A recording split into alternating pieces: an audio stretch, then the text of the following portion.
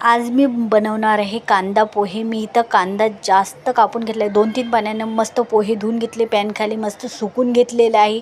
कढईमध्ये तेल टाकले, जिरं मोहरी कढीपत्ता छानपैकी परतून घेतलेला आहे. नंतर कांदा टाकला. कांदा मस्त गोल्डन ब्राऊन करून घेतलेला आहे. त्याच्यानंतर हळद टाकलं, मीठ टाकली, छानपैकी मस्त परतून घेतलेलं आहे. थोडा हिंग टाकलेला आहे, मस्त परतून घेतलं आहे. त्याच्यानंतर आपले पोहे टाकून मस्त एकजीव करून घेतले आहे. चवीनुसार मीठ टाकलेलं आहे, कोथिंबीर टाकलेली आहे. तर आपले पोहे रेडी आहेत.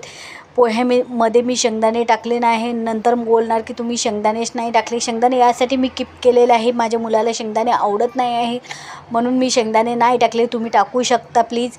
आणि इथं कोथिंबीर टाकून छानपैकी मस्त फिरवून घेतलेलं आहे. मस्त प्लेटमध्ये काढून वरून शेव घातलेला आहे. मस्त खा, स्वस्त राहा, हेल्दी खा. रेसिपी आवडली तर व्हिडिओला लाईक करा, चॅनलला सबस्क्राईब करा.